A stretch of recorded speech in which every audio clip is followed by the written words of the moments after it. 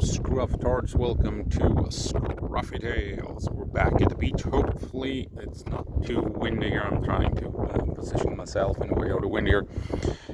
So I figured why the fuck not do this and do a quick frontline update, because things are happening in Tetkino and Sumy Oblast. That seems to be where things have most interesting things are happening. So if we are over at Tetkino, as you know, the border kind of goes like this and then moves over to the east, and we know that Ukraine has been pushing in here and they've been pushing into town to reach a factory. And in this corner here there's been some conflicting reports what's happening. We have Andrew Perpetua is claiming that Ukraine might be contesting territory here, leading up to some border towns, important border towns over here. Then we have official reports from Ukraine High Command that Ukraine is in control of territory right next to these important border towns. And then we have further east again some Ukrainian territory being held by Ukraine. But the important thing here is, here you have a Ukrainian border town right on border inside Ukraine, where we now have from both Andrew Perpetua and ISW reports that Russia has pushed in. Contested area, nothing, it doesn't show that Russia is in control, it shows that this part is contested.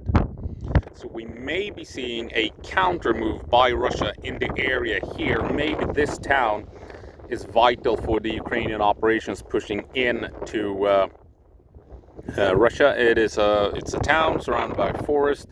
It makes sense for Ukraine to move up through this area to push in, relying on cover and what have you. And it makes sense for Russia if they manage to build up forces to make a counter move here, if they're going to make a counter move anywhere in the Tetkino area. So that is Tetkino, a potential Russian counter move into Ukraine at this important town that might disrupt Ukrainian operations in the Tetkino area. If we're moving over to Sumy Oblast, we know that off to the west, Ukraine has pushed in. They're moving north of it and essentially cut it off with Russian reinforcements.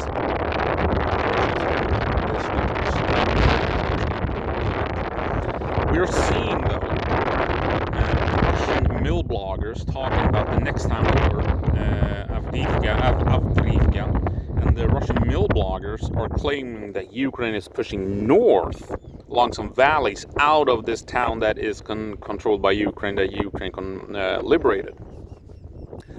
And the Russians are also saying that from this position, according to mill bloggers, Ukraine is pushing in north towards another town next over Oleksivka. Jesus, it's catching up here, the wind. So we'll see how this goes. So what we're seeing is Ukraine pushing in north to cut off this town, and according to mill bloggers, leaving Andriivka, pushing further north along a valley to put pressure on Oleksivka. Now, that said, the other day was a massive rocket strike in at Andriivka, and now Andrew Perpetua is claiming that Russia is potentially pushing back into town. So we got conflicting reports. Andrew Perpetua says that Russia is pushing in. Russian mill bloggers are saying that Ukraine is pushing out. We'll see how that plays out in the end. Then we also have Kupiansk is also really interesting, north of Kupiansk. We have the Oskil River. We have Kupiansk with bridges. Russia has crossed the river and coming down from the north, and they've held multiple towns to the north for a few months. Now we're seeing Russian artillery all over this place. indicating that Ukraine is pushing into this territory that Russia previously contested around these towns, meaning Ukraine might actually be pushing Russia back north of Kupiansk. I think those are the most interesting parts to report on while I'm at the beach. So thank you for watching. Hopefully the sound is okay. And as always, go på marsch, Ukraine, and give them hell.